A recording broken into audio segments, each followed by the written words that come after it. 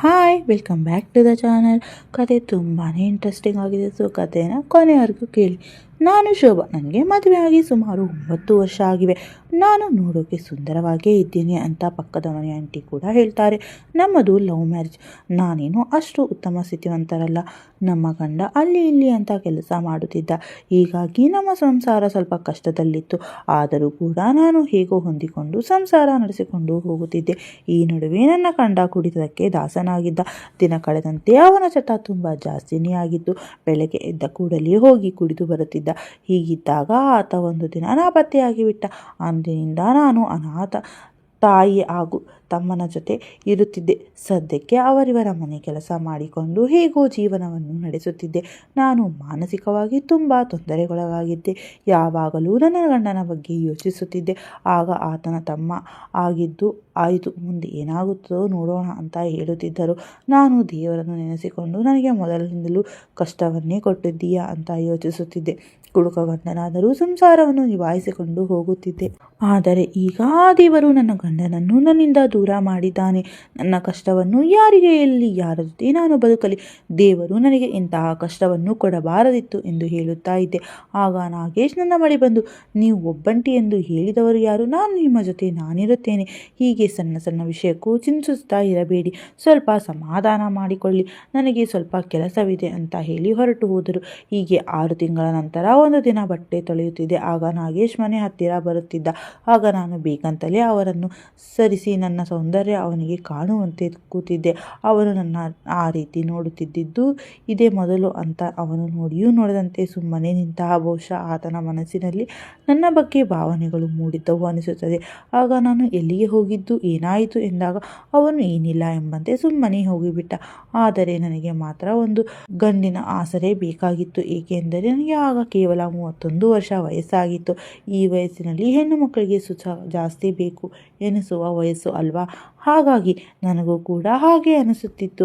ಆಗ ನಾನು ಬಟ್ಟೆ ತೊಳೆಯುವುದು ಮುಗಿಸಿ ಅವನಿಗೆ ಚಹಾ ಮಾಡಿಕೊಂಡು ಬರಲು ಒಳಗಡೆ ಹೋದೆ. ಅತ್ತೆ ಹೊಲಕ್ಕೆ ಕೆಲಸಕ್ಕೆ ಹೋಗಿದ್ದಳು. ನಾನು ಒಳಗೆ ಹೋಗಿ ಅವನು ಇಟ್ಟಿದ್ದ ಚೀಲವನ್ನು ನೋಡಿ ಇದೇನಿರಬಹುದು ಎಂದು ಕುತೂಹಲದಿಂದ ಅದನ್ನು ತೆಗೆದು ನೋಡಿದಾಗ ನನಗೆ ಶಾಕ್ ಆಗಿತ್ತು. ಕೂಡಲೇ ಅವನು ಕರೆದು ಇದೇನು ಅಂತ ಕೇಳಿದೆ. ಆತ ನನ್ನ ಫ್ರೆಂಡ್ ಇತ್ತೀಚೆಗೆ ಮದುವೆಯಾಗಿದ್ದ, ಸ್ವಲ್ಪ ಮೆಡಿಸಿನ್ ತೆಗೆದುಕೊಂಡು ಬಾ ಅಂತ ಚೀಟಿ ಕೊಟ್ಟಿದ್ದ, ಅದನ್ನು ತಂದಿದ್ದೀನಿ ಅಂತ ಹೇಳಿದ. ಆಗ ನಾನು, ನಿಜ ಹೇಳು, ಇದನ್ನು ನಿನ್ನ ಗೆಳೆಯ ಹೇಳಿದ್ದ ಅಥವಾ ನನಗಾಗಿ ತಂದಿದ್ದ? ತೆಗೆದುಕೊಂಡು ಬಂದೆಯಾ ಅಂತ ಕೇಳಿದೆ. ಅವನಿಗೆ ನನ್ನ ಮಾತು ಅರ್ಥವಾಗಲಿಲ್ಲ. ಅವನು, ನೀವು ಹೇಳಿದ್ದು ನನಗೆ ಅರ್ಥವಾಗಲಿಲ್ಲ, ಇದರಲ್ಲಿ ಅಂಥದ್ದು ಏನಿದೆ ಅಂತ ನನಗೆ ಗೊತ್ತಿಲ್ಲ, ನಿಮಗೆ ಬೇಕಾದರೆ ನೀವೇ ಇಟ್ಟುಕೊಳ್ಳಿ, ಅವನಿಗೆ ಬೇರೆ ಮೆಡಿಸನ್ ತಂದು ಕೊಡುತ್ತೇನೆ ಅಂತ ಹೇಳಿದ. ಆಗ ನಾನು ಸಿಟ್ಟಿಗೆದ್ದು, ನೀನೇ ತೆಗೆದು ನೋಡು ಅಂತ ಸ್ವಲ್ಪ ಜೋರು ಮಾಡಿದೆ. ಆಗ ಆತ ಅದನ್ನು ತೆಗೆದು ನೋಡಿದಾಗ ಅದರಲ್ಲಿ ಕ್ರೀಡೆಗೆ ಬಳಸುವ ರಬ್ಬರ್ಗಳು ಇದ್ದವು. ಆಗ ಆತ ಗಾಬರಿಯಾಗಿ, ಇದು ನನ್ನದಲ್ಲ, ನಾನು ಚೀಟಿಯಲ್ಲಿ ಏನಿದೆ ಅಂತ ಕೂಡ ನೋಡಲಿಲ್ಲ, ಅಂಗಡಿಯವರು ಹೇಗೆ ಕೊಟ್ಟಿದ್ದಾರೋ ನಾನು ಹಾಗೆ ತಂದೆ, ಇಲ್ಲಿ ಇಟ್ಟಿದ್ದೆ ಅಷ್ಟೇ ಅಂತ ಹೇಳಿದ. ಆಗ ನಾನು ಅವನಿಗೆ ಏನು ಹೇಳಬೇಕು ಅಂತ ತಿಳಿಯಲೇ ಇಲ್ಲ. ಅವನಿಗೆ ಕೂತುಕೊಳ್ಳಲು ಹೇಳಿ ಒಳಗಡೆ ಚಹಾ ಮಾಡಲು ಹೋದೆ. ಆದರೆ ರಬ್ಬರ್ ಬಲೂನ್ ನೋಡಿ ನನ್ನ ಗಂಡನೊಡನೆ ಕಳೆದ ಏಕಾಂತದ ಕ್ಷಣಗಳು ನೆನಪಿಗೆ ಬಂದವು. ಕೂಡಲೇ ನಾನು ಅವನಿಗೆ ಭೇಟಿ ಮಾಡಿಕೊಂಡು ಬಾತ್ರೂಮ್ಗೆ ಹೋಗಿ ನನ್ನ ಖಾಸಗಿ ಆಲೋಚನೆಗಳಲ್ಲಿ ತೊಡಗಿದೆ. ಆ ಬಳಿಕ ನನಗೆ ನಾಗೇಶ್ ಬಗ್ಗೆ ಬೇರೆ ಬೇರೆ ರೀತಿಯ ಆಲೋಚನೆಗಳು ಬರತೊಡಗಿದವು. ಬಿಟ್ಟು ಹೋದ ಗಂಡ ವಾಪಸ್ ಬರುವುದಿಲ್ಲ. ಇವಾಗ ನನ್ನ ಜೊತೆ ಇರುವವರ ಪೈಕಿ ಒಬ್ಬಳು ಹೆಣ್ಣು, ಅದು ನನ್ನ ಅತ್ತೆ. ಅವರು ನನಗೆ ಏನೂ ಉಪಯೋಗಕ್ಕೆ ಇಲ್ಲ.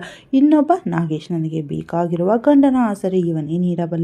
ನಾಳೆ ಅವನಿಗೂ ಮದುವೆ ಆದರೆ ಮನೆಯಲ್ಲಿ ಇಬ್ಬರು ಹೆಂಗಸರಾಗುತ್ತಾರೆ, ನನಗೆ ಸುಖ ಪಡೆಯಲು ಅವಕಾಶ ಸಿಗುವುದೇ ಇಲ್ಲ ಅಂತ ವಿಚಾರ ಮಾಡಿ ಹೇಗಾದರೂ ಮಾಡಿ ನಾಗೇಶನ ಜೊತೆ ಏಕಾಂತದಲ್ಲಿ ಸಮಯ ಕಳೆಯಬೇಕು ಅಂತ ನಿರ್ಧಾರ ಮಾಡಿದೆ. ಆಮೇಲೆ ನಾನು ಅವನಿಗೆ ನನ್ನ ಆಸೆಗಳನ್ನು ಹೇಳಿದರೆ ಹೇಗೆ, ಒಂದು ವೇಳೆ ಹೇಳಿದರೂ ಆತ ಹೇಗೆ ಪ್ರತಿಕ್ರಿಯಿಸುತ್ತಾನೆ ಹೇಳದೆ ಇದ್ದರೆ ನನ್ನ ಭಾವನೆ ಬಯಕೆಗಳನ್ನು ತೀರಿಸಿಕೊಳ್ಳಲು ದಾರಿ ಕಾಣಿಸುವುದಿಲ್ಲ. ಬೇರೆ ಯಾರೋ ಹೊರಗಿನವರನ್ನು ಪರಿಚಯ ಮಾಡಿಕೊಂಡು ಕಷ್ಟಕ್ಕೆ ಸಿಲುಕುವುದಕ್ಕಿಂತ ಇವನ ಜೊತೆ ಮಾಡಿದರೆ ಒಳ್ಳೆಯದು, ಎಲ್ಲವೂ ಗುಟ್ಟಾಗೇ ಇರುತ್ತದೆ ಅಂತ ಯೋಚಿಸಿದೆ. ಹೀಗೆಲ್ಲ ಯೋಚಿಸುತ್ತಿದ್ದಾಗಲೇ ಆತ ಮನೆಗೆ ಬಂದ. ನಾನು ಮುಗುಳು ನಗುತ್ತಾ ಆತನನ್ನು ನೋಡಿದೆ. ನಾನು ಹಾಗೆ ನೋಡಿದ್ದನ್ನು ಕಂಡ ಆತ, ಯಾಕೆ, ಏನಾಯಿತು ಅಂತ ಕೇಳಿದ. ನಾನು ಏನಿಲ್ಲ ಅಂತ ಹೇಳಿ ಸುಮ್ಮನಾದೆ. ಕೊನೆಗೆ, ಯಾಕೆ ಹೀಗೆ ನೋಡುತ್ತಿದ್ದೀರಾ ಅಂತ ಮತ್ತೊಮ್ಮೆ ಕೇಳಿದಾಗ ನಾನು, ಅದು ಹೋಗಲಿ ಬಿಡು, ಸದ್ಯಕ್ಕೆ ಬೇಡ, ಮತ್ತೊಮ್ಮೆ ಬೇಕಾದಾಗ ಕೇಳುತ್ತೇನೆ ಅಂತ ಹೇಳಿದೆ. ಅವನು ಆಗಲಿ ಅಂತ ಹೇಳಿದ. ನಾನು ಅಂದುಕೊಂಡಂತೆಯೇ ಅವನು ಕೂಡ ಯೋಚಿಸುತ್ತಾ ಇದ್ದಾನೆ. ಹೇಗೆ ಅವನಿಗೆ ನನ್ನ ಮೇಲೆ ಇಷ್ಟವಿದೆ, ಹಾಗೇನಾದರೂ ಮಾತ್ರ ನನ್ನ ಕೆಲಸ ಸಲೀಸಾಗಿ ಆಗುತ್ತದೆ ಅಂತ ವಿಚಾರ ಮಾಡಿದೆ. ನಿಮ್ಮ ಅಣ್ಣ ನಾಪತ್ತೆಯಾಗಿ ಎಷ್ಟೋ ದಿನ ಆಯಿತು. ನನಗೆ ಅವನ ನೆನಪು ಆಗುತ್ತಿದೆ. ನನಗೆ ಒಂಟಿತನ ಕಾಡುತ್ತಿದೆ ಅಂತ ಹೇಳಿದೆ. ಅವನು ಅತ್ತಿಗೆ, ನಿಮಗೆ ಏನಾದರೂ ಸಹಾಯ ಮಾಡಬೇಕಾ ಅಂತ ಇದ್ದರೆ ನನಗೆ ಕೇಳಿ. ನೀವೇನೇ ಅಂದರೂ ನನಗೆ ತುಂಬ ಇಷ್ಟ. ಜೀವನದುದ್ದಕ್ಕೂ ನಿಮ್ಮ ಜೊತೆ ನನಗೆ ಇರಬೇಕು ಎಂದು ಕೆಲವೊಮ್ಮೆ ಅನ್ನಿಸುತ್ತದೆ ಅಂತ ಹೇಳಿದ. ಆಮೇಲೆ ನಾನು ಅಣ್ಣ ಬಿಟ್ಟು ಹೋಗಿದ್ದಕ್ಕೆ ನೋವು ಇದೆ, ಆದರೆ ಅದಕ್ಕಿಂತ ಹೆಚ್ಚಾಗಿ ನನಗೆ ಒಂದು ಕೊರತೆ ಇದೆ. ಅದನ್ನು ನಿನಗೆ ಹೇಳಿದರೆ ನಿನಗೆ ಅರ್ಥವೂ ಆಗುವುದಿಲ್ಲ ಎಂದೆ. ಅವನು ಅದೇನೇ ಹೇಳಿ ಅತ್ತಿಗೆ ಅಂದ. ನಿನ್ನ ಅಣ್ಣ ಹೋದ ಮೇಲಿಂದ ನನಗೆ ತುಂಬ ಕಷ್ಟವಾಗುತ್ತಿದೆ ಮತ್ತೆ ಹೇಳಿದೆ. ಅವನು ಅಯ್ಯೋ ಅತ್ತಿಗೆ, ಮತ್ತೆ ಮತ್ತೆ ಹೇಳ್ತಾ ಇದ್ದೀರಾ, ಅದು ಗೊತ್ತಿರುವ ವಿಚಾರ ಅಲ್ವಾ ಅಂದ. ನಾನು ಅದರ ಕುರಿತು ನಿನಗೆ ಅರ್ಥ ಆಗೋದಿಲ್ಲ ಅಂದೆ. ಆಗ ಅವನು ಅತ್ತಿಗೆ, ಸ್ವಲ್ಪ ಅರ್ಥವಾಗುವ ರೀತಿಯಲ್ಲಿ ಬಿಡಿಸಿ ಹೇಳಿ ಎಂದ.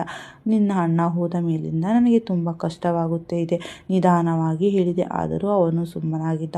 ನಾನು ಅಯ್ಯೋ, ಒಬ್ಬಳು ಹುಡುಗಿ ಇದಕ್ಕಿಂತ ಜಾಸ್ತಿ ಬಿಡಿಸಿ ಹೇಳುವುದಕ್ಕೆ ಆಗಲ್ಲ. ಎಲ್ಲರಿಗೂ ಈ ಮಾತು ಬೇಗ ಅರ್ಥವಾಗುತ್ತೆ. ನೀನೇನು ಯಾವುದು ಅರ್ಥವಾಗ್ತಾ ಇಲ್ಲ ಅಂತ ಹೇಳಿದ್ದೆ.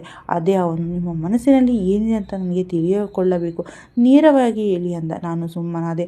ಅವನು ಅಲ್ಲಿಂದ ಹೊರಟು ಹೋದ. ಕೊನೆಗೆ ಇವನನ್ನು ಹೇಗಾದರೂ ಮಾಡಿ ಬಲೆಗೆ ಬೀಳಿಸಿಕೊಳ್ಳಬೇಕು ಎಂದುಕೊಂಡು ಸಾಯಂಕಾಲ ಅತ್ತೆ ಬಂದ ಕೂಡಲೇ ಆಕೆಯನ್ನು ಶ್ರಾವಣದ ನೆಪವೊಡ್ಡಿ ನನ್ನ ತಾಯಿಯ ಮನೆಗೆ ಕಳುಹಿಸಿಕೊಟ್ಟೆ. ಆತ ಮನೆಗೆ ಬಂದಾಗ 1 ಗಂಟೆ ಶೂನ್ಯವಾಗಿತ್ತು. ನಾನು ಅಷ್ಟೊತ್ತಿಗೆ ರೆಡಿಯಾಗಿ ಮನೆಯನ್ನೆಲ್ಲ ಸ್ವಚ್ಛ ಮಾಡಿದ್ದೆ. ಆತ ಮನೆಗೆ ಬಂದ ಕೂಡಲೇ ಆತನಿಗೆ ಊಟವನ್ನು ನೀಡಿದೆ. ಆಗ ಊಟ ಮಾಡಿ ಹಾಲ್ನಲ್ಲಿ ಮಲಗಿಕೊಂಡ. ನಾನು ಮತ್ತೆ ಸಪ್ಪೆ ಮುಖ ಹಾಕಿಕೊಂಡು ಊಟ ಮಾಡಿ ಮಲಗಿದೆ.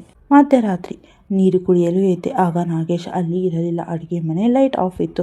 ನಾನು ನಿಧಾನವಾಗಿ ಅಡುಗೆ ಮನೆಗೆ ಹೋದಾಗ ಆತ ಅಡುಗೆ ಮನೆಯಲ್ಲಿ ಸ್ನಾನ ಮಾಡುವ ಸ್ಥಳದಲ್ಲಿ ಕತ್ತಲಲ್ಲಿ ನಿಂತು ಮೊಬೈಲಲ್ಲಿ ವಿಡಿಯೋ ನೋಡುತ್ತಿದ್ದ.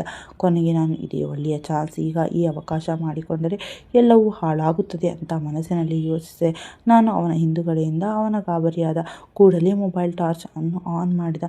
ನಾನು ಅವನಿಗೆ, ನೋಡು, ಇದನ್ನೇ ನಾನು ಮೊನ್ನೆಯಿಂದ ಹೇಳ್ತಾ ಇದ್ದೆ. ನಿಮ್ಮ ಅಣ್ಣ ಹೋದಾಗಿಂದ ನನಗೆ ಏಕಾಂತಕ್ಕಾಗಿ ಆಸೆಯಾಗುತ್ತಿದೆ ಅಂತ ಹೇಳಿದೆ.